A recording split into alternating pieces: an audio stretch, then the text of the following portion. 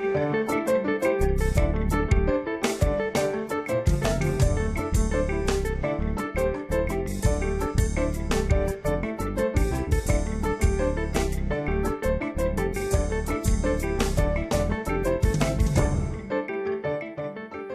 there, I'm Nastasia Tay, and this is Counting the Cost on Al Jazeera, your weekly look at the world of business and economics. This week, Israel's war on Gaza has depleted the Israeli workforce and forced businesses to close. Can the economy withstand a prolonged conflict? Also this week, Gaza is repeatedly plunged into darkness despite the wealth of oil and natural gas supplies just off its coastline. Plus, Argentina's new president is a far-right libertarian economist. Javier Milei proposes controversial solutions to his nation's economic crisis. $200 billion in reserves and billions in American military aid. Israel started its war on Gaza with deep pockets, but spending is skyrocketing, revenues are falling, and borrowing costs are increasing. The central bank says the war has proven to be more costly than initially estimated, and many analysts expect the economic impact will be unlike anything that Israel has experienced in decades. And as this war drags on, the expenses will only mount. Israeli businesses are bearing the brunt. Well, more than 760,000 Israelis, that's nearly 18% of the workforce, have either been relocated from their homes or called up as military reservists. That shortage is affecting the tech industry, which accounts for nearly 20% of Israel's GDP and almost half of all its exports. A study by the Central Bureau of Statistics shows that 1 in 3 companies that's been surveyed has either closed or is operating at a lower capacity. More than half of them reported revenue losses of 50% or more. Many construction projects also ground to a halt when Israel cancelled work permits for thousands of Palestinians following the Hamas attack on October the 7th. Fruit and vegetable harvests are rotting in the fields. Many Thai workers, who make up the largest share of the agricultural workforce, fled Israel when this war began. Israel's central bank says the shortage of workers is costing the economy more than $600 million a week. The government is spending billions to fund its offensive in Gaza, pay reservist salaries and compensate businesses. That's also putting strain on the budget. Israel has now borrowed more than $8 billion since this war began. Its budget deficit has ballooned to $6 billion. Credit rating agencies have also warned of a downgrade. Well, there are also fears that the war in Gaza could escalate and spread across the region. Houthi fighters in Yemen have hijacked a ship owned by an Israeli businessman in the southern Red Sea. The Galaxy leader was en route from Turkey to India. Israel has condemned its capture as an act of Iranian terrorism, says no Israelis were on board. Tehran has been denying involvement. The incident, though, could have implications for vessels passing through those busy shipping lanes there of the Middle East.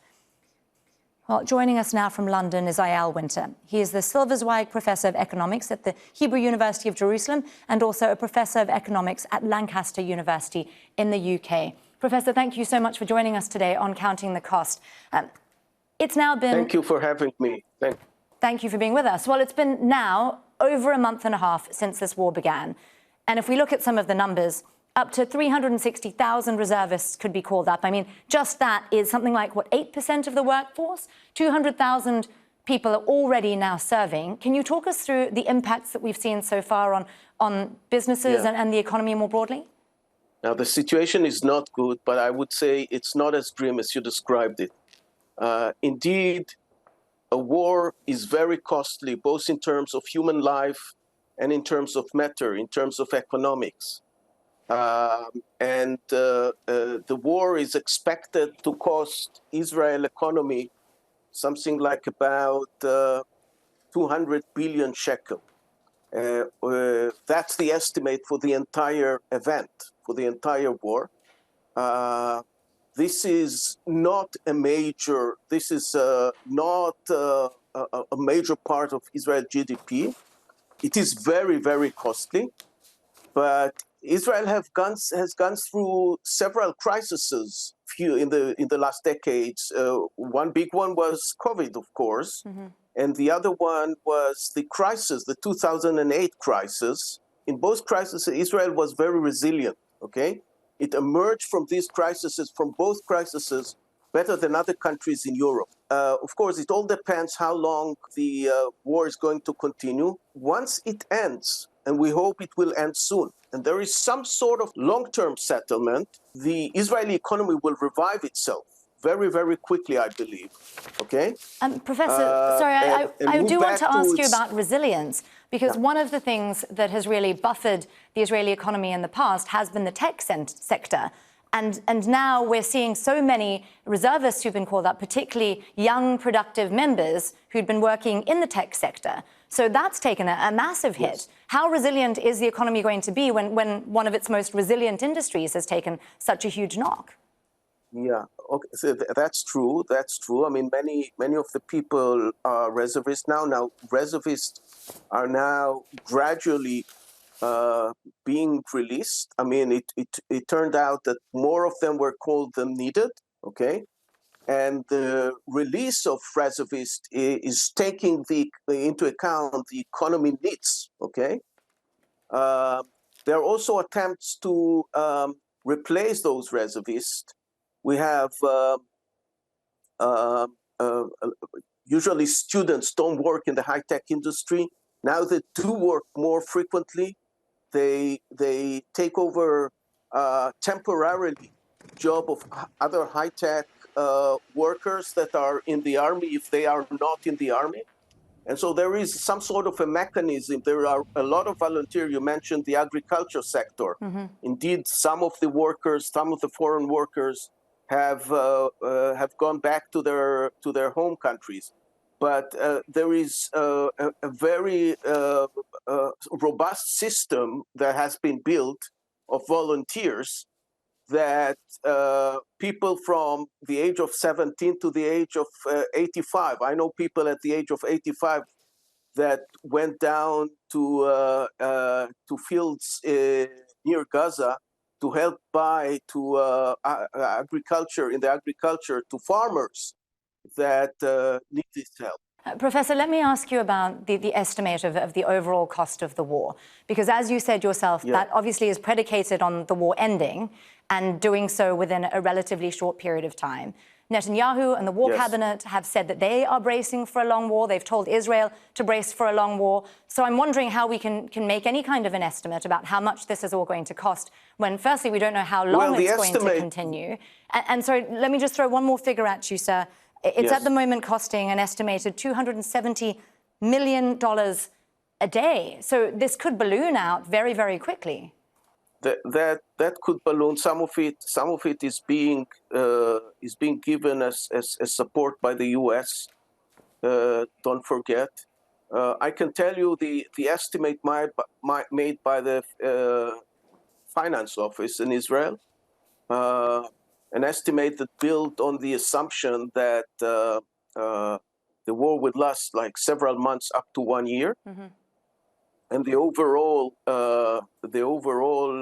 estimate was 200 billion shekel. It's a lot of money, but that's something that when the war ends and recovery starts, and we all hope that it will end with some reconstruction in Gaza.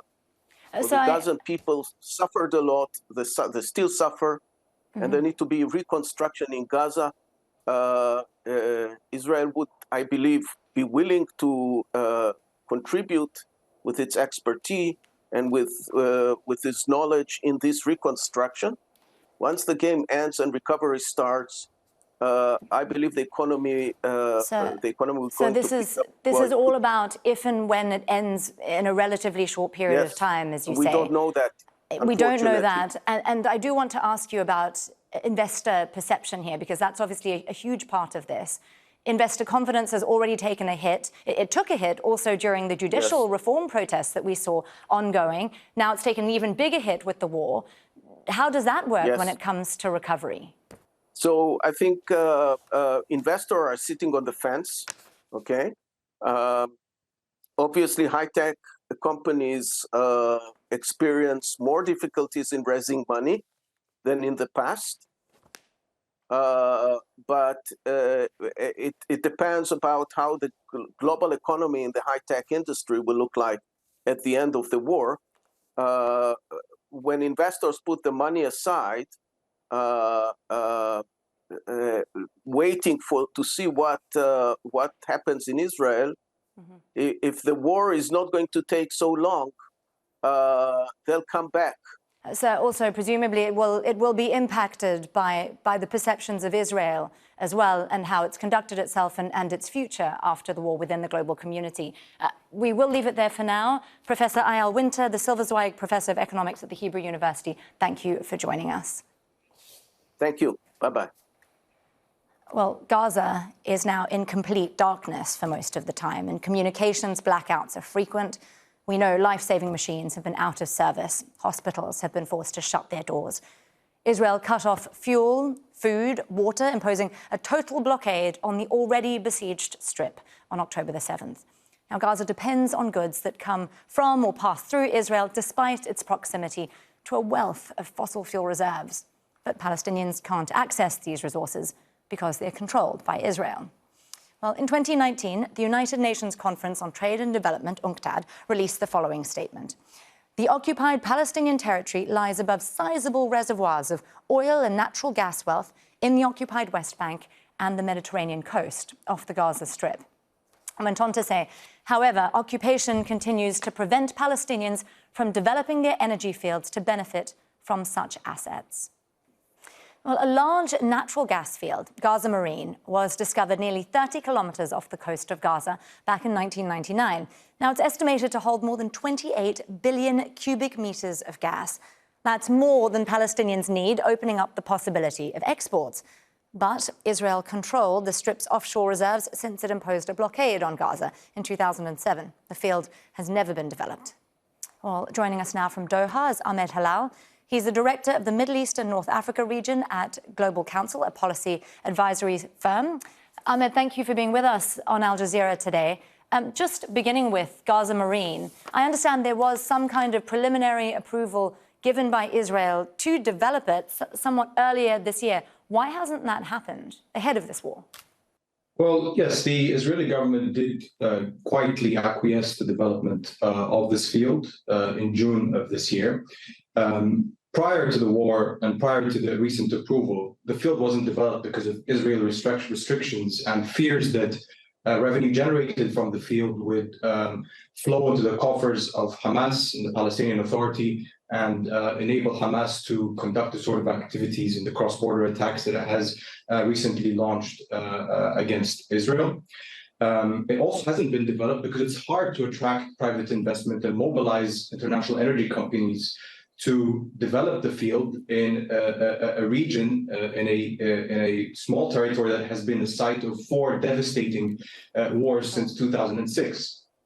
So it's a combination of political instability and Israel's determination to keep the field from being a source of revenue for the Gaza Strip.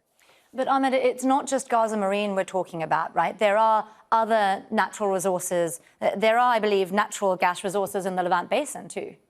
There are sizable resources. Israel is not party to the 1982 Convention on the Law of the Seas. It has an exclusive economic zone that it has been developing. It doesn't recognize the continental shelf of the Palestinian Authority, which is outlined under the Oslo Accords, and has been developing its own resources in the Eastern Mediterranean to develop its own hydrocarbon sector. If we go back to the Gaza Marine field, the size of the field is, as you said, 30 billion cubic meters. And people hear billion and they think that must be a lot of gas. But to put it into the grand scheme, Israel's Tamar field, the second largest field, has 300 billion cubic meters. So it's less than 1/10 of Israel's second largest field. The field in its own right, the Gaza Marine field 1 and 2, can be enough to supply Gaza's electricity and Palestinian Authority's electricity needs in the West Bank for 15 years. which would be significant for energy security in Gaza, which, as you have indicated, has been taking huge knocks from the recent war, but in previous wars as well. I'm wondering about whether or not Gaza Marine could potentially help with the current conflict in terms of trying to find some kind of resolution. We were hearing very recently from Amos Hochstein, the US Special Presidential Coordinator for Global Infrastructure and Energy Security, very long title, but he's been saying that these offshore gas reserves could potentially, because they could be used to power Gaza, that they could be a source of energy independence for Palestinians in a post-war future. Does that help with any kinds of the conversations that are happening right now about the current conflict? Not in the short and medium term, because you need private investors to come and be confident that there will be the zone will be safe enough to develop and that there won't be further escalation. Amos Hochstein has been in the region. He's been instrumental. He was instrumental to orchestrating the maritime demarcation deal between Lebanon and Israel last year and earlier this year, excuse me.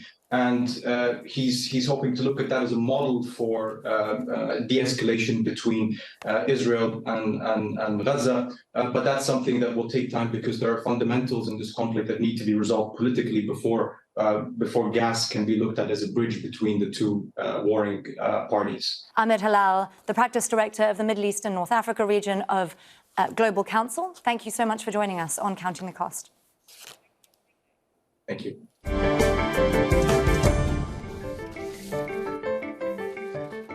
Well, the far-right economist Javier Milei often wielded a chainsaw on the campaign trail in Argentina. It symbolized his plans to cut government spending. Now, the new president is being tasked with steering the nation out of one of its worst economic crises in history. Government coffers are empty, inflation has ballooned.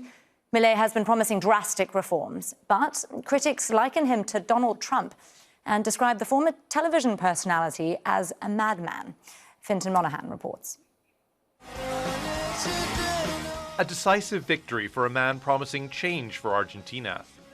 Javier Milei's strong stance against corruption captured the imagination of Argentinians struggling with the high cost of living. He won the presidency with almost 55% of the vote. Que solo beneficia a algunos mientras la mayoría de los argentinos sufren. Today brings an end to this idea that the state is shared among politicians and their friends. Today brings an end to this vision that the perpetrators are the victims and the victims are the perpetrators. Today we retake the path that made this country great. Today we embrace the ideas of libertarianism. Thousands took to the streets of the capital to celebrate Milei's victory. He's promised to destroy the central bank and dollarize the economy in a bid to get inflation under control. Perfect. He said everything we needed to hear. An honest guy who comes to put effort and work above all things. So welcome, Milei, and let's move forward. Let's go, Argentina. But there are many people, human rights groups and labor unions who are afraid that Milei's agenda goes far beyond economic reforms. Milei has promised a referendum on whether to scale back abortion rights. He also wants to relax gun control laws and impose tougher austerity measures. I think it's sad. My chest hurts. Because this country is for everyone, and these people have no management, have no love for their neighbor. And this hurts. It hurts a lot. They have hate and we have love. And we wanted a country for everybody. Argentina has lurched from one economic crisis to the next for years. That's why the electorate are willing to take a chance on an outsider like Milei. He's promised a radical agenda, but with many opponents in Congress, the question now is whether he'll be able to carry it out. Vincent Monaghan for Counting the Cost. Well, let's take a closer look at some of that grim economic data. Argentina's annual inflation soared to 143% in October. That's the third highest in the world. The currency has devalued sharply. Savers are ditching the peso. Foreign currency reserves are also near their lowest since 2006. The central bank says the economy is on track to shrink 2% this year. They've warned a recession is likely. And 4 in 10 Argentinians, meanwhile, live in poverty, depending on soup kitchens, as they can't afford to buy basic food items. Argentina is also the International Monetary Fund's largest debtor, currently owes more than $40 billion. Well, to discuss all of that, I'm joined by Jimena Blanco, She's the Senior Director, Chief Analyst and Head of Americas at Verisif Maplecroft, a global risk intelligence company. She joins me now from Benalmádena in Spain. Thank you for being with us, Jimena. I'm just going to start by asking you, is anything at all going well when it comes to Argentina's economy? Well, I think not at the moment, but there's a lot of potential. And I think that's where Milei is going to attempt to tap in for the recovery. One of the key problems that Argentina has, and a top challenge for him, is to restore investor confidence. Sure. Argentina does not lack economic sectors in which foreign investors can pay attention or go into. So whether we're talking about oil and gas, metals and mining, the agribusiness, or even the tech industry, Argentina has a lot to offer. But, you know, the key problem is the macroeconomic situation that you have described, which includes currency and capital controls that make it very difficult for international companies to operate and to repatriate dividends if they generate them in the country. Sure. Well, in terms of Milei's policies, you said that he could benefit from a recovery. He has some pretty drastic proposals about how to move forward. Does his victory indicate that people in Argentina support his policies and that's why they voted for him? Well, I think there's two parts to that answer. And the first part is Argentines were really exhausted about the current economic situation, which, you know, has been building up for a decade, at least, if not longer. And they really saw the current economic model as exhausted and something that they just couldn't continue. So on the one hand, I think, you know, the election of Milei is as much a rejection of what could have been in terms of a continuation of the current administration versus a full support of the Milei agenda. I think he has much broader support when it comes to his economic agenda, but much less so when it comes to the social agenda that the piece was previously talking about in terms of some of his more conservative social policies. Well, let me ask you about one of his economic policies then. He is planning on potentially dollarizing the economy. Will obviously be a fairly costly exercise. Will that help? Will that fix things? The very long road to dollarization, and something that Milei himself has recognized. You know, I'm going to state the obvious here, but to dollarize, you need dollars. And as we just stated, Argentina doesn't have them, whether it's in reserves or coming in as foreign direct investment inflows. So, you know, he'll need to fix other parts of the economy first before he can think about implementing dollarization. And then once we get to the point, let's assume he does get to that stage where he's, you know, restored a fiscal responsibility, where he's removed all the currency and capital controls, then he'll also need to think about how it is implemented. There's different types of dollarization out there. I think, you know, as an initial stage, it won't be a complete replacement of the currency, although that is his goal. But to do that, and assuming he does manage to do that, you do need fiscal responsibility going forward. And that is one of the long pending challenges for Argentina. So I think, you know, dollarization was a great campaign slogan. Now, when it comes to implement it, it will take years, if not decades, to get to the stage where you can do that responsibly. So we'll need to wait and see what happens in the in-between period. Jimena, you mentioned fiscal responsibility several times there. Now, I know he's promised to cut government spending very drastically. He's promised to, I believe, also to abolish the central bank. But these will require congressional support. Will he be able to get that political support in order to be able to push his economic agenda?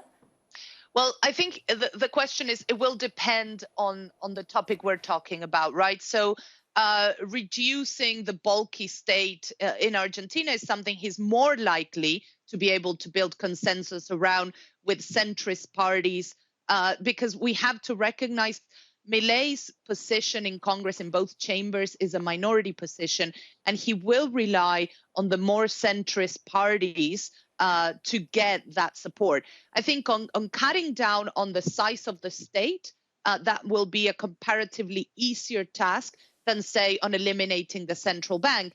And again, eliminating the central bank is something that would need to be linked to dollarization. So I think, again, this is not a policy that he's likely to seek on day one of his administration on the 11th of December, whereas the reducing the size of the state is.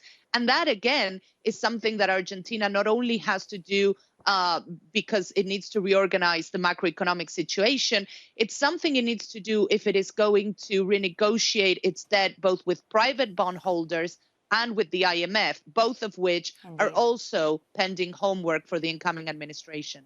Jimena Blanco, the research director and head of America's Risk Insights at Verisk Maplecroft. Thanks for joining us again on Counting the Cost, Jimena. Thank you for having me. Well, that is our show for this week. Do get in touch with us on X, formerly known as Twitter. I'm at Nastasia Tay. Do use the hashtag AJCTC when you do, or drop us an email. countingthecost@aljazeera.net is our address. There's also always more for you online at aljazeera.com/CTC. That'll take you straight to our page, which has individual reports, links, and entire episodes for you to catch up on. Well, that's it for this edition of Counting the Cost. I'm Nastasia Tay, and from the whole team, thanks for joining us. The news on Al Jazeera is next.